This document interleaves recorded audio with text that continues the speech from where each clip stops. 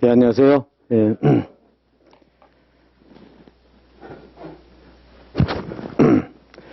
예, 이제 오늘부터는 이제 민사송법이죠. 그래가지고, 예, 이제 민법과 동일하게,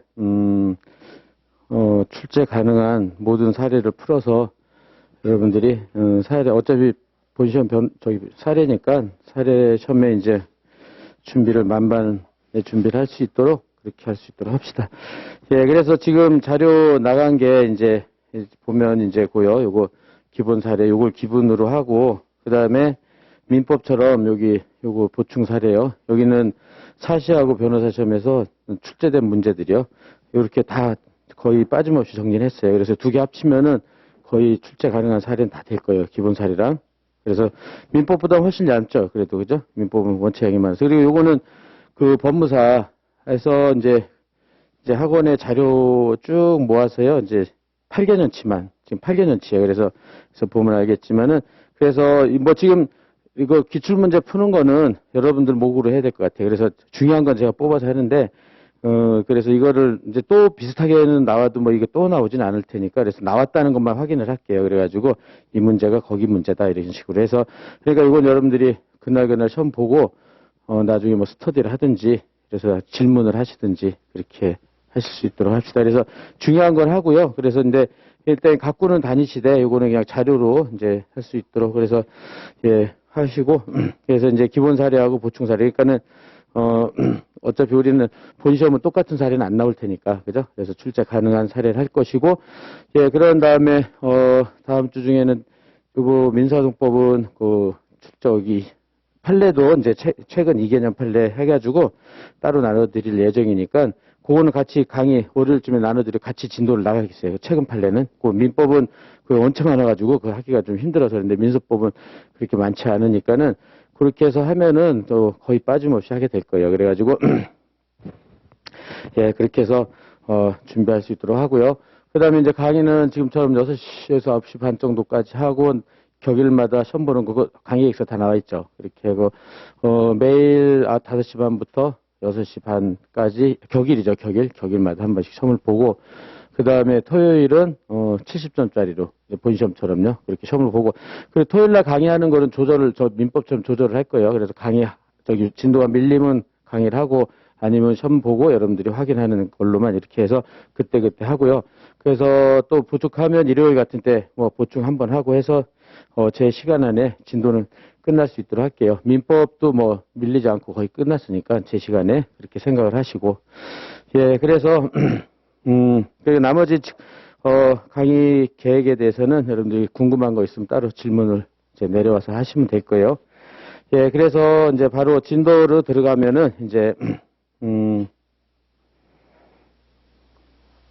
이제 노트 1페이지부터 그래서 여기 민사소법 노트는 민법은 다 글로 썼잖아요. 그죠? 그건 아직 이렇게 노트를 못 만들어가지고 그렇게 했는데 민사소법은 그래도 이렇게 어느 정도는 이렇게 다 파워포인트로 만든 게 있으니까 그렇게 해서 준비를 할 수 있도록 하겠어요.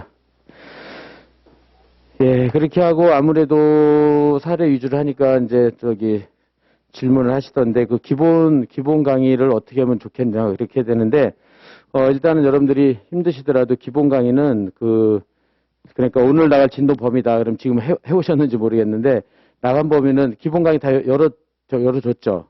예, 그래서 열어줬으니까 그걸 빠르게 뭐 2배속으로 하든 뭐 1.5배속으로 하든 진도 나갈 범위를 한번 들어서 그날 사례 나갈 거를 예습을 좀 해야 될 거예요. 예습을 하고 그다음에 사례 강의는 그걸 바탕으로서 여러분들 조금은 알고 있다는 걸 전제로 물론 뭐 일일이 다 설명을 하겠지만 그렇게 해서 강의를 하고 그러면은 여러분들이 그 다음날이 바빠요. 그 다음날은 이제 사례 강의 들은 거 이제 복습을 해야 되잖아요. 복습을 하고 그날 또 나갈 진도 나갈 거를 또 예습을 하고 그러니까 여러분들은 하루에 3타임을 공부를 하셔야 돼요. 3타임을. 그러니까 저녁에 강의 듣고 아침에 일어나서 예습하고 복습하고 전날 강의 들었던 거 그리고 오후에는 그날 진도 나갈 거 얼른 듣든 책을 보든 하여튼 예습을 하고 그 다음에 강의 듣고 그러니까 무지하게 바쁜 시간이 될 것 같아요, 여러분은. 알았죠? 그래서, 그렇다고 또 항상 얘기하지만은 그 진도는 맞춰야 되니까 너무 느리게 하면 또 진도 밀리는 것보다는 제 시간에 끝내는 게 낫잖아요. 그죠? 그렇게 되니까 그렇다고 마구마구 빨리 나가지는 않을 테니까 그런 식으로 해서 여러분들 좀 힘들더라도 그 세 타임 하루에 세 타임 공부하는 거를 충실히 지키면 이번 이제 민사소송법은 이제 편하게 할 수 있을 거예요. 그래서 예, 그렇게 생각을 하시고 예, 이제 그 정도로 전개하고 이제 들어가겠어요. 그래가지고 이제 그 노트 1페이지요. 이제 개관. 그래서 간단히 개관 먼저 하고 이제 들어가겠어요. 그래서 민사소송의 전체적인 개관을 하는데 일단은 맨 처음에 분쟁이 생기고, 그죠? 근데 맨 처음 항상 이것부터 하죠. 그래서 분쟁이 생겼다. 그러면은 가비울한테 돈을 꿔주고 얘가 돈을 안 갚는다. 그럼 2억 대여금 반환 청구, 소재를 하는데 소장부터 제출하죠. 그죠? 소장을 제출한다. 그래서 소장 제출하면 이제 크게 이제 여기서 여러분들 이제 지금부터 사례 풀이할 때도 큰 단계가 두 개예요. 본안 전 단계하고, 그죠? 본안의 단계. 그래서 본안 전 단계는 소의 적법 여부를 심사하죠. 적법. 그래서 본안 단계는 청구권 전부, 원고의 청구권 전부를 심사한단 말이에요. 그죠? 따라서 이거는 사례 풀 때 여러분들이 잘 못 잡겠다. 그럼 이렇게 잡으면 돼요. 소의 적법 여부, 그 다음에 본안의 청구권 전부 이렇게. 알았죠? 이렇게 잡아서 본안 전 후로 나눠가지고요. 그래서 본안 전 단계에서는 소의 적법 여부인데 일단 여기서는 판사가 재판할 수 있는 청구인지 아닌지 심사를 하기 위해서 세 번에 걸쳐서 심사를 해요. 세 번에 걸쳐서. 그래서 이제 소장이 제출되면 재판장이 소장 심사를 한다. 그래서 당사자가 특정됐는지, 청구가 특정됐는지 심사를 하죠. 그래서 예컨대 당사자가 뭐 그냥 김씨 됐다. 이렇게 하면 누군지 모르잖아요. 그러니까 특정이 안 된 거죠. 그 다음에 집원 특정을 안 해서 건물을 인도하라. 이렇게 됐으면 이것도 특정이 안 된 거죠. 그렇게 되면 보정명령을 하고, 그래서 보정해서 하면 심사, 이렇게 보정을 하면, 그죠? 보정을 하면 다시 절차를 진행하고, 보정을 안 하면 이제 첫 단계로 소장 각하 명령을 해서, 그죠? 소장을 내쫓는 거죠. 그래서 이제 절차가 진행이 안 되고서 끝나는 거죠. 그래서 이게 첫 번째. 그죠? 그래서 이걸 통과해야 적법하죠. 그죠? 통과 못하면 부적법이고. 그 다음에 이제 피고한테 소장 심사를 통과했다. 그죠? 통과했으면, 이렇게 돼서, 통과했으면 다시 소장 부분을 피고한테 송달하고 피고한테 답변서 제출 의무를 부과한다. 그래서 피고가 30일 내에 답변서를 제출 안 한다. 그러면 다툴 의사가 없는 피고는 더 이상 재판 진행 안 하고 무변론, 원고 승소 판결, 즉 변론을 열지 않고 원고 승소 판결로서 절차를 종결시키죠. 두 번째. 그 다음에 세 번째가 이제 제일 중요하죠. 소송 요건 심사를 한다. 즉 소가 이게 이제 전형적으로 소의 적법 요건이죠. 소송 요건이 구비돼야 소가 적법하다 이렇게 되죠. 그래서 소송 요건 적법 여부를 심사를 한다. 이렇게 해가지고 그 소는 세 가지 요소로 구비되어 있죠. 소는 이렇게 법원, 당사자, 청구, 그죠? 이렇게 세 가지 요소로 구비되어 있다. 그래서 법원에 대한 소송 요건, 즉 소가 적법하려면 그 법원에 재판권이 있어야 되고 관할권이 있어야 되죠. 그죠? 그 다음에 당사자도 뭐 여러 가지 있지만 당사자 능력, 적격, 소송 능력이 있어야 된다. 여기 적격은 빠졌지만 등등. 그 다음에 청구는 소의 이익으로서 뭐 소금 장성신이라든지 뭐 여러 가지가 있죠. 그죠? 그래서 이렇게 심사를 해가지고 만일 흠이 있다. 그랬으면 소를 부적법 각하를 해버리죠. 소 부적법. 여기서 이제 부적법하다 그래 소를 각하하는 판결을 내리죠. 이렇게 해서 세 번에 걸쳐서, 그죠? 세 번에 걸쳐서 소장 각하 명령, 무변론 원고 승소 판결, 소 각하 판결을 통해서 재판을 받을 자격이 없는 소는 다 내쫓는다. 그래서, 전반기에는 이렇게 주로 소송 요건, 요게 이제 주요 이제 많이 공부를 하게 되죠. 여기서 존부에 대해서. 그죠? 예, 그렇게 하고, 그 다음에 이렇게 해서 소가 적법 여부를 통과를 했다. 그러면 이제 본안으로 들어간다. 본안에 들어가서는 원고의 청구권 존부만 심사한다. 그죠? 원고의 청구권 존부. 그죠? 따라서 변론 준비 절차를 거치고, 이거는 임의 절차니까는 별로 안 중요해요. 그래서 시험도 거의 안 나오니까 주로 이제 우리 민사소송법은 원칙적으로 변론기일을 바로 들어가는 걸 원칙으로 하고 있죠. 그죠? 그렇게 해서 변론기일로 바로 들어가죠. 그래가지고 변론기일 날 요건 사실, 주요 사실, 사실에 주장을 하고, 그죠? 그 다음에 증거조사를 통해가지고 이제 재판을 하죠. 그렇게 해가지고, 판결하게 성숙하면 변론을 종결하죠. 재판을 끝낸다. 그래서 재판을 끝내고, 그런 다음에 이제 판결을 선고하죠. 본안 판결을 선고한다. 그래가지고, 원고한테 청구권이 있다. 그러면 저 용어를 청구 인용 판결이라고 하는 거죠. 청구권 인용 판결. 그 다음에 원고 패소는 청구 기각 판결. 이렇게 해가지고 청구권 존부를 판단하죠. 그런 다음에 여기까지가 이제 제1심 절차죠. 1심 절차. 그죠? 1심 절차. 그렇게 해가지고 패소한 자는 이제 상소를 하게 되겠죠. 상소. 그죠? 그래서 항소나 상고를 하고. 그래서 여기까지 해가지고 여기서 이제 이렇게 해서 여기까지는 1대1 소송이죠. 1대1 소송이고 요걸 기준으로 해서 이제 청구의 복수, 청구가 여러 개 있을 때, 청구가 여러 개 있을 때, 그 다음에 두 번째, 다수 당사자, 사람이 여러 명 있을 때, 이렇게 해서, 이렇게 돼 있죠. 그래서 전체 이것도 여러분들이 매일 머릿속에 자리 잡고 있어야 돼요. 계속 어디를 하는지, 그 다음에 항상 그 체크를 하고, 그 다음에 내가 어디를 하고, 그 다음에 여러분들이 답안지 풀 때도, 사례 풀 때도 내가 지금 어디를 하는지를 정확하게 제시를 할 수 있도록 해보세요. 그래서 지금 그렇다면 여 중에서 제일 어려운 부분이 여기죠. 이제 기판력, 그 다음에 상소, 청구 복수, 다수 당사자. 이게 4대 난제라고 그러죠. 민사소송법의 4대 난제. 그런데 이제 한 3, 4년 전까지요. 그때까지는 기판력까지만 이제 법무사 시험에서 나왔었죠. 기판력까지. 그래서 상소나 청구 복수, 다수 당사자 안 나왔는데 3, 4년 전부터 마구마구 막 나오기 시작했죠. 이제 막 그래가지고 이제 뭐 한 번도 안 나올 데가 없을 정도로. 그래서 이제는 오히려 뒷부분이 많이 나오는 현상이 일어났죠. 이제 그죠? 청구의 복수, 다수 당사자 이렇게 그죠? 그래서 오히려 앞부분보다도 뒷부분이 더 많이 나오는 현상이 있으니까 이 부분을 이제 잘해야 돼요. 이제는 결국은 앞부분은 좀 빨리 가서 빨리 와서 여기를 많이 자세하게 해야 돼요. 그래야지 여러분들이 결국 민사소송법 실력은 여기가 좌우를 해요. 뒷부분이. 앞부분은 뭐 강의 안 들어도 어쩌지. 여러분들 맨 책 민사소송법 처음에 공부하면 항상 하는 얘기지만 관할 부분까지는 시커멓잖아요. 그죠? 그까지는 맨날 봐가지고. 그 뒤는 안 해가지고 허옇고 그랬는데. 그러니까 이제 그렇게 하지 말고 뒷부분이 시커멀 수 있도록. 그래서 뒷부분이 시커멀. 결국은 실력이 여기서 좌우가 되니까. 그래서 그렇게 준비를 하고요. 예, 그 다음에 이제,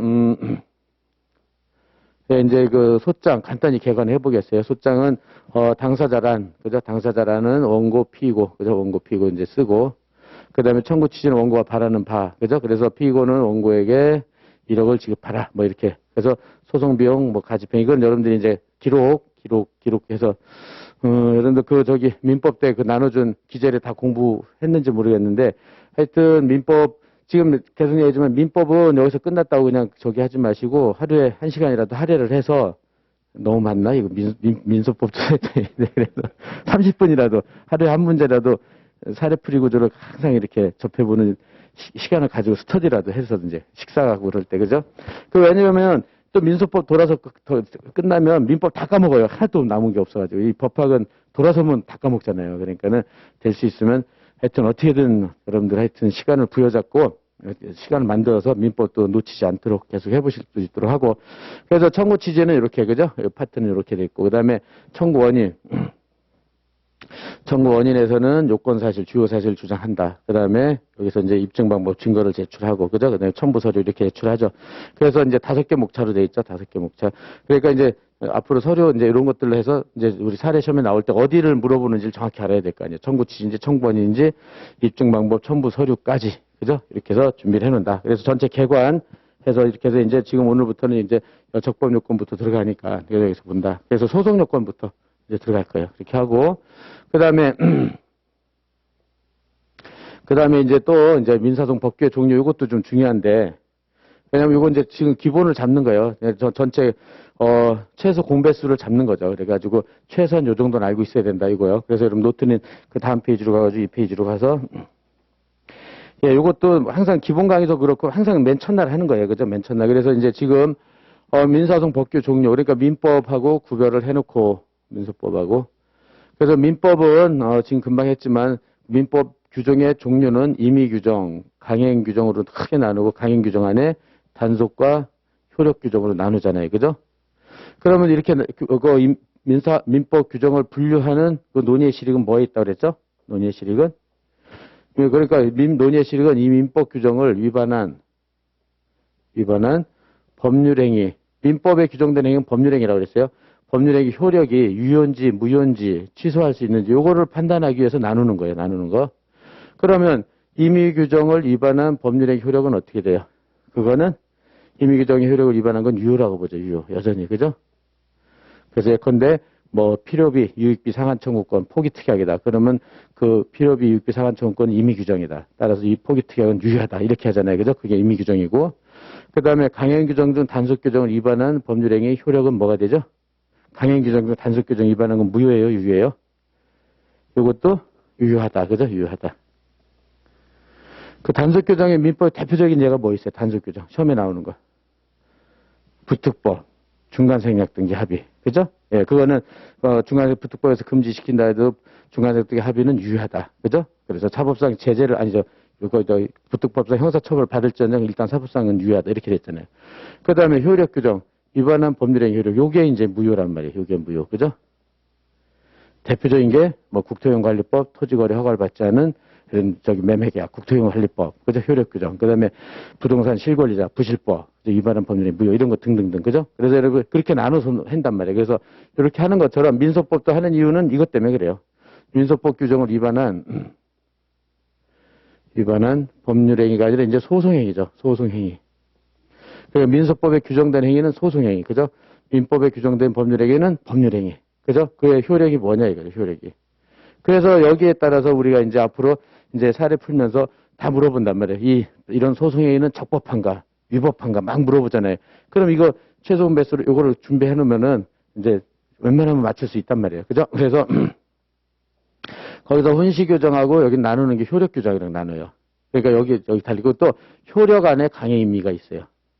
그러니까 민법이랑 완전히 다르죠. 체계가 완전히 틀려요. 그래서 훈시규정을 위반한 소송행위의 효력은 유효해요. 유효고. 그 다음에 강행규정을 위반한, 강행규정을 위반한, 둘 다 임의규정이든, 강행규정, 임의규정이든, 강행규정을 위반한, 효력규정, 훈시규정에 대꾸되는 게 효력규정이니까 그 위반한 법률행위는 무효가 돼요, 무효. 그러니까 강행규정을 위반한 법률행위든 임의규정을 위반한 법률행위도 무효해요, 무효. 이거는. 알았죠? 그러니까 이게 차이가 나죠. 임의규정. 그러니까 민법 임의규정 위반한 건 유효잖아요. 근데 민사소송법 임의규정 위반하면 무효해요. 그렇죠? 그렇게 딱 나눠놓고, 그래서 이제 민소법만 따로 보는 거죠. 이거 하는 이유는 이제 항상 우리 사례 풀 때 질문에 답을 하기 위해서 그래요. 질문에 답을. 그래서 이거 알고 모르고는 굉장히 차이가 많이 나요. 그러니까 여러분들이 계속 오늘 간단하게 준비해 놓는다고 생각하세요. 그래가지고, 그래서 오늘은 민소법 규정 위반 시 위반의 효력이 발생하냐. 그래서 훈시규정은 위반에도 발생하지 않는다. 따라서 유효하다. 유효하다는 거고. 효력 규정은 강행이든 임의든 관계없이 위반의 효력이 발생해요. 그래서 무효가 돼요. 무효. 예, 이렇게 됐고. 그러면 효력 규정은 다시 강행 규정과 임의 규정으로 나눈다. 그래서 이게 한 90한 5% 되고, 요거는 임의 규정 중 한 5%. 시험 문제 나오는 게 한 5개 돼요. 이렇게. 예, 그렇게 된다. 그럼 양자의 구별의 실익은 뭐냐? 강행 규정은 위반하면 무효가 되는데 당사자가 이의의 유무를 불문하고 위반의 효력을 심사해서 무효가 발생하는 거예요. 그래서 이거는 법원이 직권으로 심사한다고 그러죠. 그래서 이걸 뭐라고 그러냐면 직권조사 사항이라고 한다. 직조사. 당사자의 이의의 유무를 불문한 강행규정 위반은 법원이 직권으로 심사를 해요. 그렇게 가지고 위반되면 바로 무효화 시켜버려서 고려를 안 해요. 그죠? 근데 이제 임의규정은 당사자 이의를 해야만 위반의 효력을 심사하고 발생한다는 거죠. 이렇게. 그래야지만 무효가 돼요. 그죠? 그래야지만 무효가 된다. 그리고 따라서 이의를 안 하면 위반의 하자가 치유된다. 그걸 뭐라고 그러냐? 이의권 포기상실이라고 그러죠. 그죠? 이의권 포기상실. 이렇게 돼서 이의에 따라서, 그죠? 당사자 이의에 따라서 이렇게 논의의 실익이 달라지는 거죠. 그죠? 따라서 둘 다 무효는 무효인데 여기 강행규정은 유무를 불문하고 무조건 무효가 되고, 그 다음에 임의규정은 이의를 해야지만 무효가 되고, 이의를 안 하면 하자가 치유되고. 이거 꼭 기억하세요. 그러니까 계속 이런 게 계속 논점으로 나온단 말이에요. 이렇게 되고. 그러면 여기서 또 이제 강행규정을 또 한번 마지막으로 정리를 하는데, 강행규정이다. 강행규정. 그러면 강행규정 위반의 효력인데, 이제 시험 문제가 나온다고 생각해서 강행규정 위반의 소재기. 이게 적법한가, 무효인가, 유효인가 이렇게 물어보는 거. 그 다음에 강행규정 위반의 소송행위. 두 번째. 강행규정 위반의 판결. 이렇게 세 가지가. 그러니까 우리 시험 문제 나오는 거는 결국은 이 세 가지밖에 없단 말이에요. 그래서 절차에 따라 소재기, 소송행위, 판결. 그죠? 그러면 강행규정 위반의 소송이 대부분 이제 아까 본 대로 뭐 소송 요건은 대부분 95%가 강행규정이라 했잖아요. 소송 요건 흔결이 있는 소재기 효력이란 말이에요. 그죠? 이랬을 때 일단 소재기는 무효예요. 무효. 효력은 무효고, 그죠?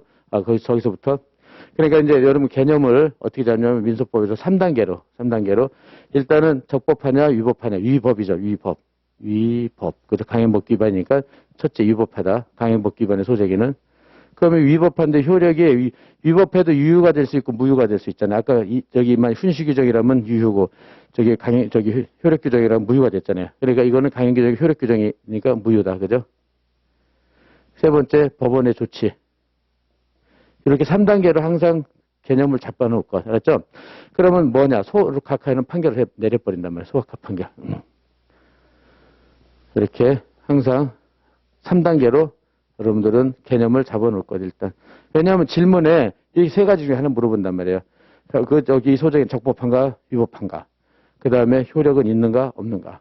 그 다음에 법원의 조치는 무엇인가. 항상 3단계를 물어보게 돼 있단 말이에요. 그러니까 질문에 답을 하기 위해서 최소한 요 정도는 알고 있어야 된다. 그렇죠? 그 다음에 소송행위. 강행법규 위반의 소송행위다. 그러면 이것도 강행법규 위반에서 위법하죠. 그죠? 위법. 하고 요거는 마찬가지로 소송행위는 무효예요. 무효. 그죠? 무효. 무효다. 그다음에 세 번째 법원의 조치. 소송행위는 소각하는 소재기만 소각하라는 거예요. 소재기만 소를 각하해가지고 없애버리는 거고 안 받아준다는 거고 소재기를 받아준 다음에 강행법규에 소송행위가 됐다. 소송행위 무효고 그 다음에 그때는 뭐냐? 법원의 조치는 배척한다고 그러죠. 배척. 이렇게 안 받아준다는 걸 배척한다고 그러죠. 그래서 그렇게 해서 3단계로 해놓고 그 다음에 세 번째 시험은 이게 제일 많이 나오죠. 강행법규 위반의 판결 이게 시험은 제일 많이 나오죠. 그래서 시험에는 그래서 소송의 강행법규 위반에 저기 판결이 났다. 그죠? 그러니까 대부분 소송유고 흥결을 강가 판결로 나오죠. 강가 판결. 여러분들이 아마 시험에서 강가한 판결의 효력이 제일 많이 나올 거예요. 강가 판결의 효력으로 이렇게. 예, 그러면 이 강가 판결 효력은 일단 법을 위반했죠. 위법. 그죠? 위법. 그죠? 위법하다. 그럼 이 판결이 위법한데 여기서는 판결은 위법의 정도가 크면 이 판결이 무효라고 봐요. 판결이 무효. 그렇지만 판결이 거기 무효 정도로 하자가 크지 않다 그랬을 때는 이제 요거는 유효하다고 봐요. 유효. 그렇지만 취소할 수 있는 걸로 하죠. 유효 취소. 그죠? 그래서 취소할 수 있는 방법은 확정전 상소라는 제도. 확정전 상소.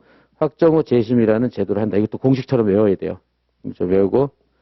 그러면 확정은 언제 되죠? 확정은 이렇게 판결이 나고 정본이 송달되고, 그죠? 판결 정본 송달이 된다. 판결 원본은 누가 가져요? 판결 원본은 판사가 갖고, 그 다음에 원본과 동일한 효력이 있다는 정본 도장을 꽝 찍어서 원피고한테 보내고, 그죠? 그래서 판결 정본의 송달이에요, 그죠? 그럼 송달 받은 날로부터 2주, 그죠? 2주 지나면 이때 확정이 되죠. 2주 지날 때 확정이 된다. 따라서 확정 전 상소, 그죠? 상소. 그 다음에 확정 후 재심으로 이 판결을 취소시킬 수 있죠. 지금은 여러분들이 계속 저기 민사소법 기본 강의 때 했던 거를 기억을 되살리고 뭐 하루도 안 빠지고 나오는 이거는 그죠? 확정 전 상소, 확정 후 재심, 그죠? 그렇게 해가지고 요거는 이렇게 유효하지만 취소할 수 있기 때문에 판결 자체를 취소시킨단 말이에요. 판결 자체를 취소시킨다, 그죠? 없애버린다. 근데 그렇다면 무효인 판결은 취소시킬 수 있느냐? 무효인 판결을 취소시킬 수 있는지 문제가 되겠죠. 그죠? 그래서 확정 전 상소, 확정 후 재심인데 판례는 허용 안 해요. 둘 다 부적법해. 각하시켜버려요. 우린 판례만 보면 되니까. 그렇죠? 왜냐면, 판결은 항상 뭐랑 연결이 되냐면, 판결이 받으면 집행령이랑 연결돼 있어요. 그래서 기판령하고 집행령이 뭐친 범위랑 일치를 해요. 그래서 판결이 유효하면은 강제 집행을 당한단 말이에요. 그죠? 강제 집행을 되니까 얼른 확정 상소나 재심을 취소시켜야 강제 집행을 안 당한단 말이에요. 근데 무효인 판결은 강제 집행을 안 당해요. 그러니까는 강제 집행 안 당하니까 취소시킬 실익이 없다는 거예요. 그래가지고 판례는 확정 상소를 확정 후 재심을 불허한다. 그래서 이게 가장 기본이에요. 알았죠? 그래서 소재 강간 판결 위반은 강행법규 위반은 강간 판결, 소재의 강행법규 위반은 소송행위 강행법규 위반의 판결. 알았죠? 그래서 이렇게 준비해 놓는다. 예, 요게 머릿속에 딱 있어야 돼요. 알죠? 그렇게 해서 준비하고, 그 다음에, 예, 그래서 이제, 신의칙부터 1번부터 시작을 하는데, 신의칙은 맨 마지막에, 여기는 못해요. 그러니까 여러분들 저 뒤에, 신의칙은 맨 앞에 나오잖아요. 1조에. 그죠?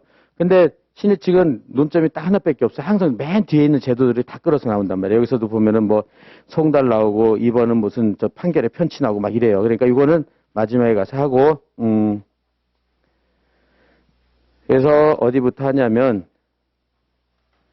거기 책은 4페이지고 그 다음에 노트는 6페이지. 제적 깊이.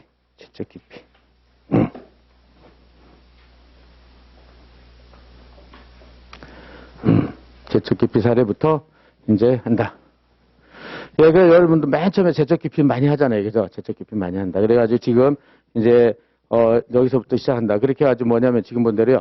이게, 지금 소장 제출하고, 그 다음에 소장 심사하고, 송달하고, 그 다음에 소송 요건을 심사하는데, 이제 여기부터 시작하는 거예요.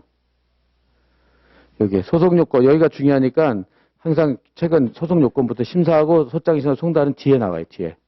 그러니까 소송 요건 파트에서 지금 본 대로 이제 오늘 할 부분은 법원이죠, 법원.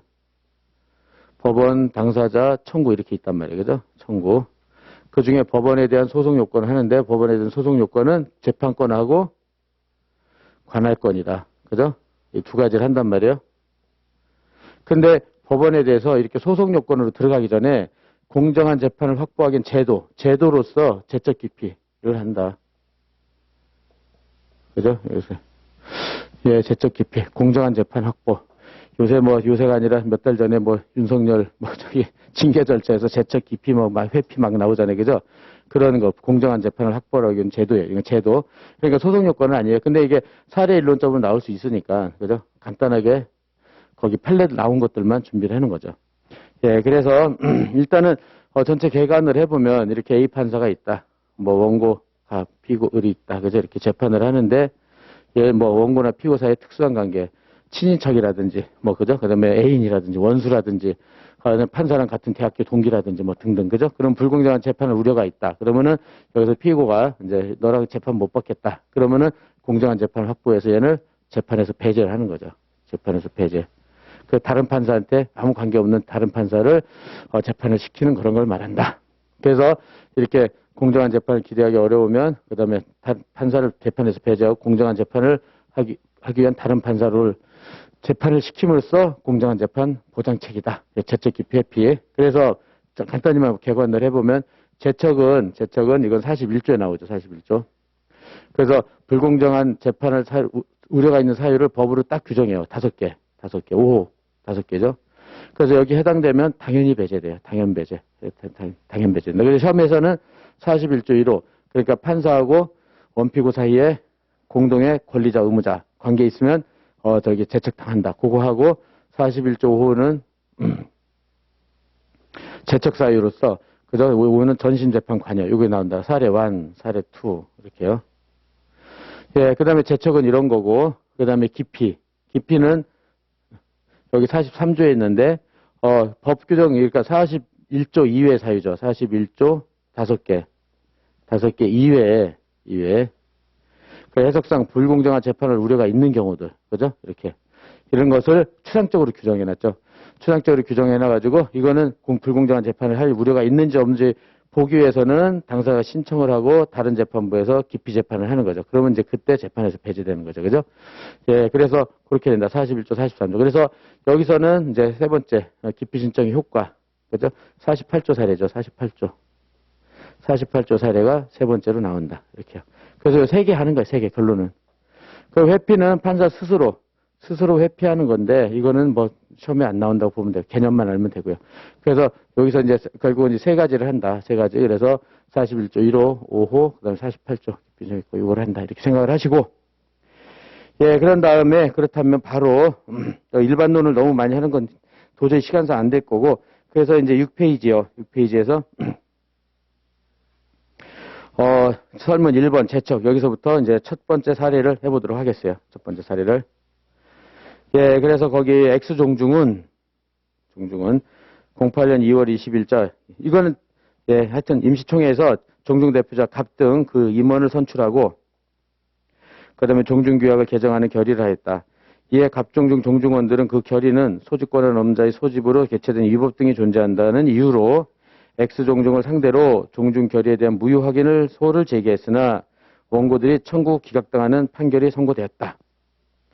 그런데 위 소의 담당 재판부 배석 판사 중 1인이 X종중의 구성원이라는 사실이 나중에 밝혀진 경우 판결의 적법 여부 첫 번째 논점, 두 번째 부적법 구제 수단을 논하라 이렇게 돼 있죠. 그래서 여러분들 여기서 민법도 그렇지만 민사법도 이 코멘트는 다 여러분 팁이니까 다 공부를 해놔야 돼요. 그래서 이런 거 물론 답안지 쓰라는 게 아니라 그게 다 중요하다. 그래가지고 거기 밑에 보면 조그만 글씨 민소법에서 답안의 목차는 질문에 따라 답변. 이거는 다 그래요. 모든 과목이 질문에 답을 해야 돼. 질문에 답. 그래서 나중에 결론 쓸 때도 얼른 가서 문제를 보는 거예요. 맨 끝에를 뭐라고 물어봤지? 그래 물음에 답을 하란 말이에요. 그래서 거기서 판결이 적법한지, 적법한지 질문에 답을 하고, 그 다음에 구제수단 질문에 답을 하고. 이렇게 했는데, 뭐, 판결이 유효하다, 이렇게 쓰면 안 되잖아요. 그죠? 이렇게 그런 식으로 엉뚱한 답을 쓰면 안 돼요. 아까 본 대로 질문은 3개가 나온다 그랬잖아요. 적법 여부, 유효 여부, 법원의 조치, 이렇게 나온단 말이에요. 그래서, 여기서 구제수단까지 적게 된다. 그렇게 하고, 여기서도요, 이제, 그렇다면은, 논점의 정리 파트. 항상 민법에서도 얘기했지만 논점의 정리 쓰는 게 제일 어렵다고 그랬어요. 그러니까는 답안지 쓸 때 여기서 비워놓고 나중에 밑에 내용을 쓴 다음에 목차를 논점의 정리에 쓰는 거예요. 그렇게 해가지고 거기서 보면은 그 동그라미 1번 배석판사가 종중원인 경우 재척사유에 해당되는지 그러면 로마자 2번에 1번이잖아요. 1번 목차. 그죠? 배석판사 종중원 재척사유에 해당되는지 여부 거기를 첫 번째 쓰고 그 다음 밑에 구제수단. 그죠? 만약 해당되면 구제수단이 무엇인지 이렇게 그 목차 1, 2번 쓰고 그가 문제된다. 이러면 되는 거예요. 아니면 얘기했죠. 배점이 10점 이하 아예 쓰지 말라고. 괜히 그냥 그것 때문에 신경 써가지고 배점 1점도 안 되는 거 가지고 그냥 거기 시간 잔뜩 들이고 그러지 말고요. 그래서 하여튼 요령은 본문의 목차 몇 개만 나열하고 가 문제된다 하면 되는 거예요. 그렇죠? 그렇게 요령을 하고 그 다음에 판결의 적법 여부하고 밑에 로마자 구제수단 쓰고 결론 쓰고 그죠? 그리고 결론은 꼭 쓰고요. 논점의 정리는 안 쓰더라도 결론은 항상 배점 1, 2점 돼 있으니까 잘 쓰고 그래서 그때도 얘기했지만 여기서도 이제 사례집에서도 이제 결론과 논과 이렇게 쓰는 경우가 있고 여기처럼 정상적으로 논점의 정리 목차 쓰고 결론 쓰는 경우가 있고 그런데 그때 얘기했지만 결론을 먼저 쓰면 항상 위험하다고 그랬죠. 결론을 틀리게 쓰면 인상이 너무 안 좋아서 감점을 많이 당해요. 그러니까는 잘 모르겠다, 확신하지 않다. 그랬을 때는 이런 식으로 논점의 정리하고 정상적으로 쓰고 자신 있다. 그러면은 결론 쓰고 그다음에 논거 쓰고 이런 식으로요. 그죠? 근데 대부분 자신 없잖아요, 사실은. 그죠? 그러니까는 될 수 있으면 안전빵으로 이렇게 그래서 이제 보면은 예. 그러면 여기죠, 이제 이게 이제 재척 사례 이제 첫 번째 나온 건데 41조 1호 사례죠. 41조 1호. 그래서 판사하고 그다음에 당사자 원고 피고사의 공동의 권리자 의무자 그거 판례인데 공동의 권리자 의무자 판례인데 그러니까는 요렇게 저기 부장 판사가 있고 자배석 우배석이 있고 원고 피고가 앉아 있었다. 그죠? 그래서 원고는 종중원이고 피고는 종중이었다. 그래서 이거는 우리 민법 1번 판례랑 밀접한 관련이 있다고 그랬죠. 그러니까 뭐냐면 이 종중 땅이 있었는데 종중 토지 이게 국가로부터 수용당했죠. 그래서 이제 국가로부터 수용당하고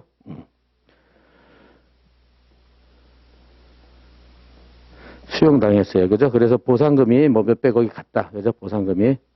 그래서 종중에서 결의를 해서 종중의 구성원, 그죠? 구성원한테만 배당을 하고, 그 다음에 구성원이 아닌 사람한테는 배당을 안 한 거예요. 그죠? 근데 이제 종래 구성원은 성년, 그죠? 그거랑 연결이 돼, 이게, 이 판례가. 그래서 성년 남자만이었고, 성년 여자는 아니었잖아요. 그죠? 그러니까 여기서, 성년 여자들은 구성원이 아니었기 때문에 이렇게 됐죠. 그렇기 때문에 여자는 배당 안 되고 남자만 배당됐죠. 그래가지고 이제 성년 여성인 이 종중원들이 종중을 상대로 종중결의 무효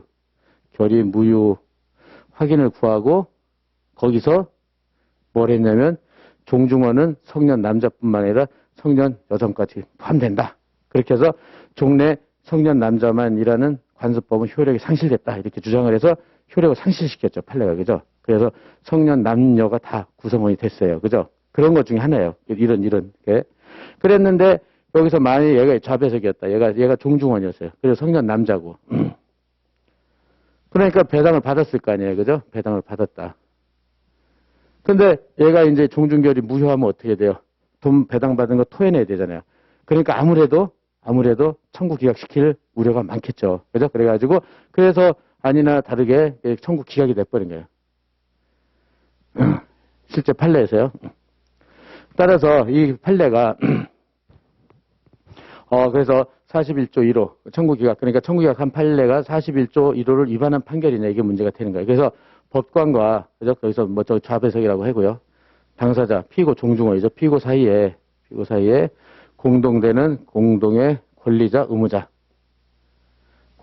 의무자에 해당되는 거 아니냐 이렇게요. 여기에 포함되는 거 아니냐. 그럼 경계사유란 말이야. 이게 재척사유란 말이에요. 41조 1호에. 그죠? 이렇게 된다. 예. 그래서 여기에 만일 여기서 법관, 여기서 이제 법관이 당사자 공동의 권리자 의무자에 해당되면 그러면 이 사람 배제시켰어야 되잖아요. 배제 안 하고 그냥 강가하고 판결됐으니까 41조를 위반한 판결이 이건 강행 규정이니까 강행법규 위반의 판결이란 말이에요. 그죠? 이렇게 된다. 그래서 41조 1호에 위반되는지 심사를 하는 거예요. 심사를 하고 만약 위반됐다 그러면 강행법규 위반됐으니까 위법하고 이거는 무효인 판결은 아니고 유효하지만 취소할 수 있다. 이래서 확정 전 상소, 확정 후 재심 이렇게 되는 거죠. 예, 그래서 이제 여기서는 요까지가 이제 요게 구제수단이고 그다음에 요 앞부분이 이제 판결의 적법 여부를 심사하는 그런 게 되는 거죠. 판결의 적법 여부를 심사하는 것이다. 이렇게 되겠죠. 예, 그래서 이제 첫 번째로 그래서 이제 목차도요. 판결의 적법 여부, 그죠? 이렇게 딱 심사 적법 여부하고 그러니까 법을 위반했는지 그다음에 구제수단 이렇게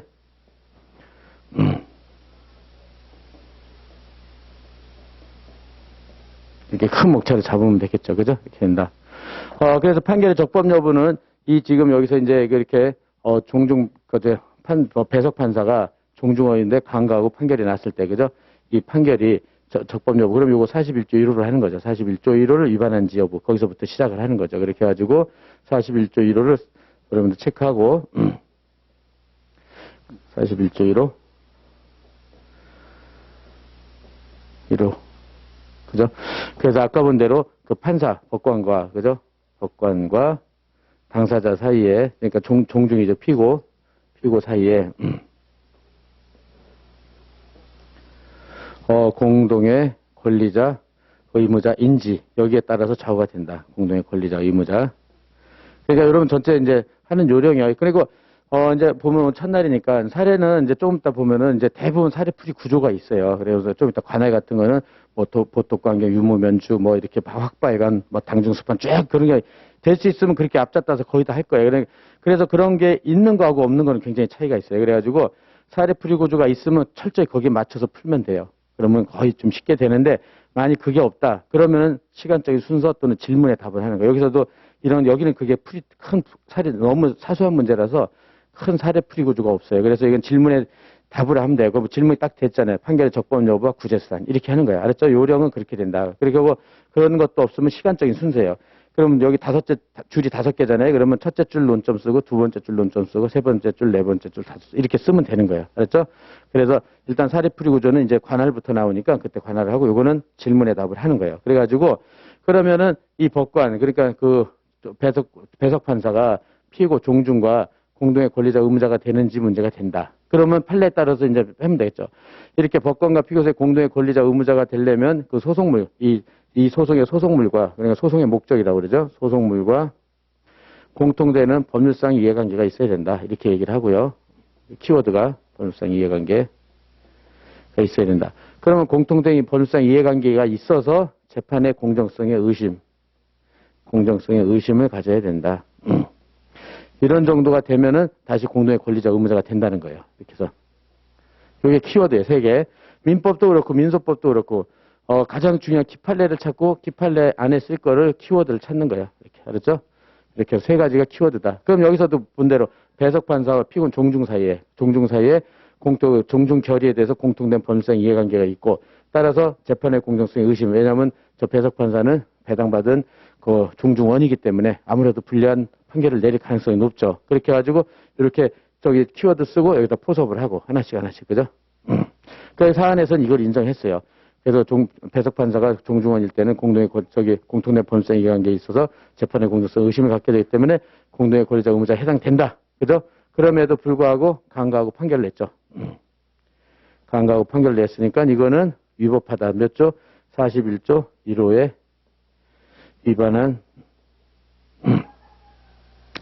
저 부적법한 판결이다. 이렇게 하면 되겠죠. 부적법 판결. 이렇게 해서 이거, 그죠? 이렇게 해서 그대로 따라서 하면 될 것 같고요. 그 다음에 구제수단도, 그럼 아까 말한 대로요. 그럼 강간 판결이잖아요. 그러니까 이건 강행법규라고 그랬죠. 강행법규고 강력 판결. 그래서 아까 본 대로 41조 1호. 강간 판결. 그런 이제 요거는 적법이 아니라 위법이죠. 민사소송법을 위반했으니까 법을 위반했다. 그죠? 그런데 중대 하자가 무효인 판결까지는 아니다. 무효인 판결은 아니다. 예, 그러면 무효인 판결은 지금부터 여러분들 기본 강의 때도 무지하게 많이 외웠을 텐데 무효인 판결은 4개 있어요. 재, 망, 적, 개 이렇게요. 그 4개 이외에는 없어요. 그리고 4개는 다 매일같이 나올 거예요. 매일같이. 또 보면은 이렇게 첫 번째 재판권 없음을 강구한 판결. 없음에도 그럼 무조건 각하해야 되잖아요. 강구하고 강가 판결이라는 것은 강구하고 본안 판결했다는 거예요. 강구하고 본안 판결. 본안을 판결한 거예요. 그러니까는 소를 각하해야 되는데 재판권 없으면 소를 각하해야 되잖아요. 근데 각하해야 되는데 강구하고 본안, 청구 인용이나 청구 기각 판결을 한 거예요. 이런 것들은 무효예요. 재판권 흥결은 가장 저희 하자가 중대하다고 봐요. 그 다음에 재소전 사망. 이거예요. 재소전 사망. 사망을 강간 판결이죠. 재소전 사망을 강간 판결. 강가하고 마찬가지로 본안 판결한 거죠. 이것도 무효. 그 다음에 이건 당사 적격. 당사 적격이 없음을 강간 판결이죠. 그 다음에 이건 소송 계속. 소송 계속이 없어서 소송이 종료됐어요. 그럼에도 불구하고 강가하고 판결해. 소송이 없는데도 이런 것들. 이런 게 4개예요. 4개. 4개는 뭐 암기 안 해도 자동으로 될 거예요. 왜냐면 거의 매일같이 나오니까. 이런 것들은 무효인 판결은 뭐라고 했죠? 아까 그냥 놔두면 돼요. 이거를 강제 집행을 한다니까. 그래서 판례는 이걸 상소를 제기해도 상소각하, 재심의 소를 제기해도 재심의 소를 각하한단 말이에요. 그렇게 준비해놓고 그래서 무효인 판결 아니면 하자가 약하면 이제 유효 취소로 간다. 그러니까 아까 앞에서 했던 게 아주 중요해요. 알았죠? 그래서 유효하지만 이게 법을 위반했잖아요. 위반했으니까 그냥 놔두면 안 되겠죠. 취소한단 말이에요. 그러니까 우리 민법에서 법률행위 취소다. 그러면은 유효하지만 취소하면 소급적으로 무효가 되잖아요. 이게 또 판결도 유효하지만 취소시키는 거예요. 왜냐면 유효니까 강제 집행을 당한단 말이에요. 그죠? 유효하니까. 그러니까 강제 집행한다 하려면 얼른 취소시켜야 돼요. 그죠? 그런다. 그럼 취소시키는 방법이 뭐라고 그랬죠? 이 판결을 확정 후 상소, 확정 후 재심이라고 그랬잖아요. 그죠? 상소, 확정 후 재심. 그래, 여기 있는 건요, 여러분들 다 내일 민법처럼 이렇게 노트 나가니까 강의 듣는 데 집중을 하고 쓰는 거는 그냥 대충 이해만 될 정도로 가볍게 메모만 해주세요. 그렇죠? 쓰다가 시간 다 보내고 그러지 말고요. 그렇죠? 그래서 웬만하면 노트 다 있는데 이렇게 새로 들어간 거는 여러분들 듣기만 하고 내일 받으면 되잖아요. 노트를. 그죠? 그렇게 하면 된다. 그래가고 그럼 확정형 상소나 확정 후 재심을 취소시키는데 그 조문. 그러면 재책 기피를 강가한 판결. 그 하자는 몇 조 가지고 취소시키느냐. 그래서 여기서는 여러분들 찾아보세요. 424조 1항 2호. 요거는 451조 1항 2호예요. 그래서 제가 기본 강의 때도 많이 얘기했지만 이 조문 구제를 수단을 써라 그랬는데 잘 써놓고 확정된 상소 확정 후 재심으로 취소할 수 있다 이렇게만 딱 쓰고 조문을 안 썼다 그러면 교수님들이 빵점 준다고 얘기를 해. 빵점 준다고. 이런 건 쓰란 말이에요. 이런 거는 반드시 쓸 것. 이건 조문 찾아서 암기하는 게 아니라 자꾸 거기다 밑줄 치고 해서 대충 찾을 수만 있으면 되잖아요. 그죠? 반드시 쓸 것. 이렇게. 예. 그러면 이렇게만 써도요. 지금 말한 대로요. 요것도 요 정도만 딱 쓰면은 요런 것만 현출이 됐다. 그러면 거의 뭐 10점 만점이다. 10점 나왔다. 그러면 한 7, 8점 이상은 맞겠죠. 알았죠? 그렇게. 예, 이렇게 해서 하는 요령 오늘 첫 번째 요령이지만 이렇게 해서 하고 이제 책을 보겠어요. 그러면 책에서 판결의 적법 여부에서 1번 배석 판사가 종중원인 경우 재척 사유 해당 여부 41조 1호를 딱 먼저 체크를 하고 그 다음에 법관 사건의 당사자, 법관과 당사자가 공동의 권리자, 의무자 관계에 있을 때는 재척 사유를 규정하고 있는데, 그죠? 41조 1호를 얼른 쓰고, 그 다음에 판례는 소송의 목적에 대한 권리관계, 그거 네모치고 그게 소송물이에요. 소송의 목적에 대한 권리관계. 소송물이 뭐예요? 소송물이 청구죠. 청구고, 그 다음에 소송물이고, 그죠? 이렇게 된다. 여기서는 뭐가 소송물이라면 결의 무효 확인, 그게 소송물이잖아요. 확인해서, 그죠? 그래서 소송의 목적에 대한 권리관계 네모쳐놓고, 과연하여 공통되는 법상 이해관계 네모치고 재판의 공정성 의심할 만한 사정 그렇게 3개라고 그랬잖아요. 지금 그죠? 이렇게 그죠? 이렇게 해서 지금 공통의 권리자 의무자 공통된 법상 이해관계 재판의 공정성 의심 이 소송물이 소송의 목적에 대한 권리관계고 그죠? 이렇게 딱 쓰면 되잖아요. 그것만 현출이 되면 돼요. 계속 얘기했지만 의미하며 동그라미 1번 그다음에 포섭이죠. 그다음에 포섭이죠. 하나씩 이렇게 포섭을 해 들어간다 이제. 그래서 거기서 본 대로 판사 중 1인이 종중원이었다면 그 판사는 종중과 공통되는 법상 이해관계. 그죠? 판사 중 1인이 배석 판사 1인이 종중원이었다. 그리고 공통된 법상 이해관계 있다. 이렇게 쓰고. 그래서 재판의 공정성에 의심이 존재한다. 이렇게 하면 되잖아요. 그죠? 이렇게 됐고. 따라서 41조로 당사자와 공동의 권리자 의무자 관계에 해당한다. 이렇게 쓰는 거죠. 예, 그렇게 해서 는 입장이다. 거기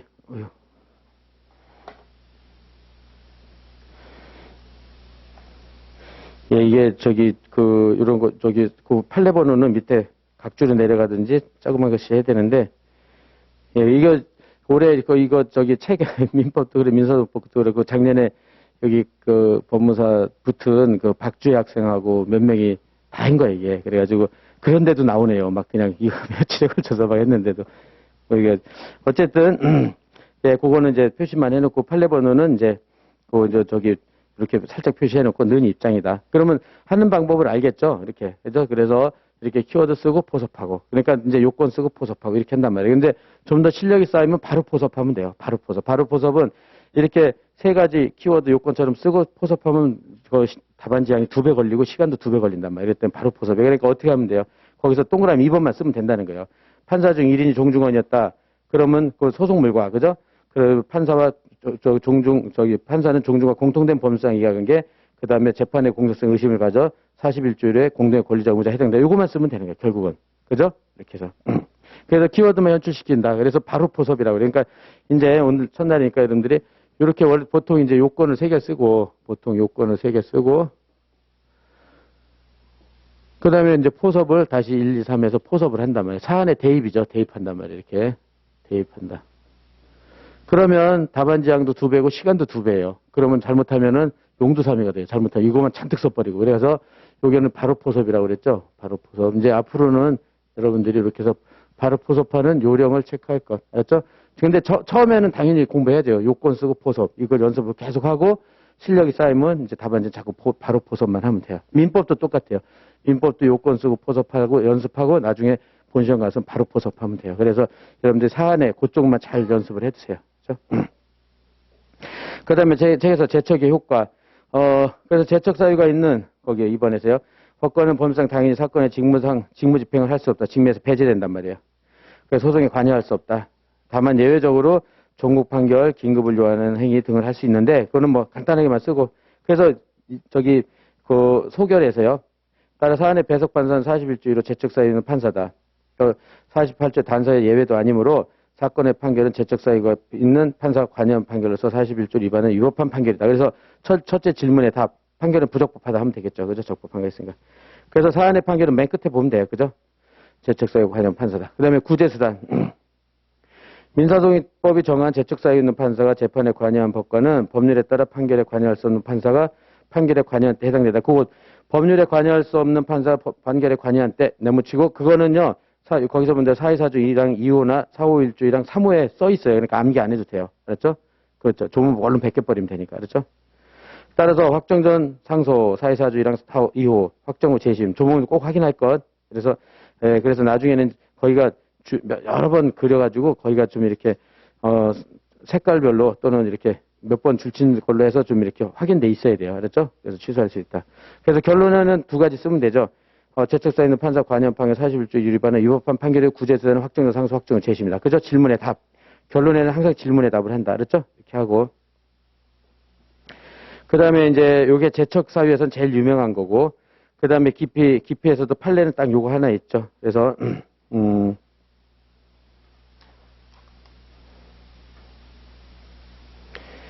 예, 그래서 기피 사례. 그래서,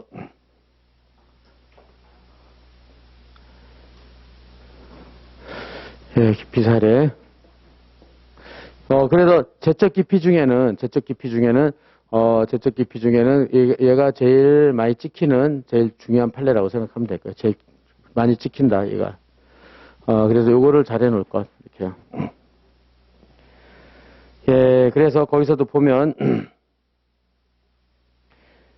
설문 2번. 갑은 을에 대해서 소유권 잊었던 게 청구에 소를 제기했다. 근데 위소송에서 갑은 재판부에 대한 기피 신청을 하고 법원은 1차, 2차 변론기를 열었고 갑과 을은 1차, 2차 변론기에 쌍방 불출석하였다. 이렇게 돼 있죠. 그렇게 해가지고 여기서 갑은 을한테 소를 제기했고, 그죠? 이렇게 해서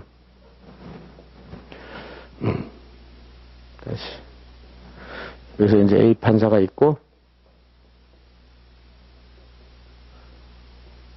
여기 원고가 이제 갑이을한테 소를 제기했죠. 소유등, 매매에 대한 소유등에 소를 제기했다. 소제기. 그랬는데 기피 신청을 했어요. A가 판사한테 기피 신청을 했어요. 그죠? 기피. 그 기피 신청서는 그 판사한테 제출해요. 기피 신청서는 판사한테 제출한다. 그러면 이 판사는 자기가 불공정한 재판을 우려가 있는지 심사를 못하니까 다른 재판부로 기피 신청을 받은 A 판사는 여기 그 재판부, 그 법원에 기피 신청을 담당하는 합의부한테 기피 사건을 회부를 해요. 이렇게 해서 회부. 그래서 다른 재판부에서 재판을 하게 됐어요. 이렇게. 그래서 기피를 인정하면 기피 인용, 기피가 이유 없으면 기피 기각이나 각하 이렇게 한단 말이에요. 그죠? 이렇게 해서. 그래서 여기까지 기피 재판을 해요. 그랬는데 기피 신청을 하면 이제 조금 이따 보겠지만 여기까지죠. 기피 재판을 하는데 변론기를 열었어요. 1회, 2회 변론기를 열었죠. 변론기를 열었다. 1회, 2회 두 번 열었어요. 이렇게 열었다. 그랬는데 근데 각각은 1차, 2차 모두 쌍방불출석, 둘 다 쌍불이 됐죠. 둘 다 결석을 했어요. 둘 다 쌍방불출석을 했다. 그래서 1회, 2회 그렇게 해놓고 그 다음에 그 후 법원은 기피 신청에 각하 결정을 내렸다. 그래서 기피 각하 결정을 내렸다. 기피 각하 결정을 내렸다. 그죠? 이렇게 기피 각하 결정 했고 그 다음에 그 후 갑이 그러니까 1차 쌍불, 2차 쌍불 1개월 내 기일정 신청하면 1차 기일정 신청하면 다시 기일이 진행된단 말이에요. 이때 법원은 3차 변론기일을 지정하고 3차 변론기일에도 각각은 쌍방불출석하였다. 이렇게 해서 3회 쌍방불출석이 됐어요. 됐죠? 이에 제1심 법원은 위 기피 신청을 각하하는 결정이 확정되었기 때문에 갑의 소는 3차 변론 기일에 소취와 간조로 종료됐다고 판단하였다. 이렇게 해서 이거를 그러니까 1회 쌍불, 2회 쌍불, 3회 쌍불은 대충 기억나죠? 이건 민사소법 268조에 의해서 소취와 간주가 돼요. 소취와 간주. 그럼 소송이 종료돼서 소취화되면 소송이 소급적으로 없어지잖아요. 그러니까 소취와 간주된 걸로 됐다. 이러한 제1심 법원의 판단의 적법 여부. 그러니까 이렇게 간주한 1심 법원의 판단을 논하라. 이렇게 된 거죠. 예. 예, 이렇게 해서 나온다. 그렇게 해서 그렇다면은 요게 이제 제일 많이 중요한데 이거를 판단하기 위해서는 어떻게 되냐. 그러면 이제, 예, 지금 요거 판단을 하기 위해서는 지금 한 시간 정도 지났으니까 그러면 10분 쉬고요. 요거는 이제 조문 좀 보고 하나씩 확인해 보겠어요. 이렇게 좀 쉬고 지나요.